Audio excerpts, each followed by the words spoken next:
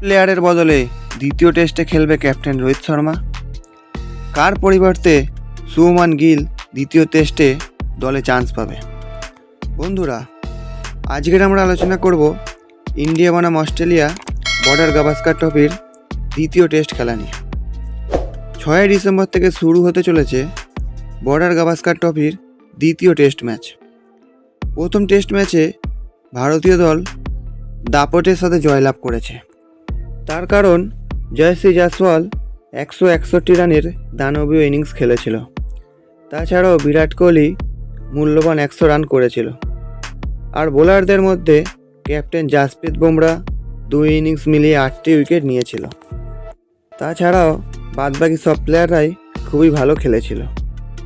বন্ধুরা, আমরা যতদূর জানি টেস্ট খেলা মানে দিনের বেলা খেলা হয়, কিন্তু দ্বিতীয় টেস্ট খেলাটি হবে দিন ও রাতের মাধ্যমে। দ্বিতীয় টেস্ট খেলাটি হবে অ্যাডিলেড ওভাল স্টেডিয়ামে, আর খেলাটি হবে পিঙ্ক বলে। বন্ধুরা, প্রথম টেস্টে ভারতীয় দল তাদের বর্তমান ক্যাপ্টেন রোহিত শর্মাকে ছাড়াই ম্যাচটা জিতেছিল, কিন্তু দ্বিতীয় টেস্টে বর্তমান ক্যাপ্টেন রোহিত শর্মা দলের সাথে যোগদান করেছে, আর সাথে সাথে দলে শুভমান গিলও ফেরত এসছে, যার ফলে ভারতীয় দল আরও শক্তিশালী হয়ে গেছে। কিন্তু কোন প্লেয়ারের জায়গায় দ্বিতীয় টেস্টে রোহিত শর্মা ও শুভমান গিল খেলবে? দেখো, প্রথম টেস্টে 3 নম্বর পজিশনে ব্যাট করতে নেবে দেবদূত প্যাডিক্যাল। 2 ইনিংসে মাত্র 25 রান করেছিল। আর 5 নম্বর পজিশনে ব্যাট করতে নেবে ধ্রুব জুয়েল। 2 ইনিংসে মাত্র 12 রান করেছিল, যার ফলে আশা করা যায় দ্বিতীয় টেস্টে দেবদূত প্যাডিক্যাল ও ধ্রুব জুয়েলের বদলে রোহিত শর্মা ও শুভমান গিল খেলবে। বন্ধুরা, দ্বিতীয় টেস্ট খেলাটি হবে অস্ট্রেলিয়ার অ্যাডিলেড ওভাল স্টেডিয়ামে, আর এই স্টেডিয়ামে অস্ট্রেলিয়ার রেকর্ড খুবই ভালো।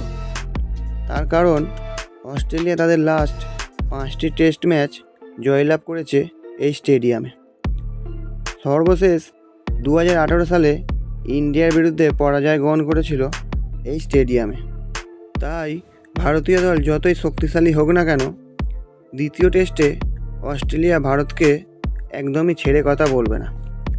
তার কারণ অস্ট্রেলিয়া চাইবে দ্বিতীয় টেস্টে জিতে সিরিজ সমতায় ফেরাতে।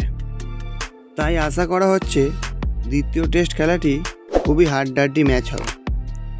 আপনারা তাহলে বুঝতেই পারলেন অস্ট্রেলিয়া বনাম ইন্ডিয়া বর্ডার গাভাস্কার ট্রফির দ্বিতীয় টেস্ট ম্যাচ সম্বন্ধে। আজকের ভিডিওটি এই পর্যন্তই। আবার পরের দিন দেখা হচ্ছে নতুন কোনো ভিডিও নিয়ে। ধন্যবাদ।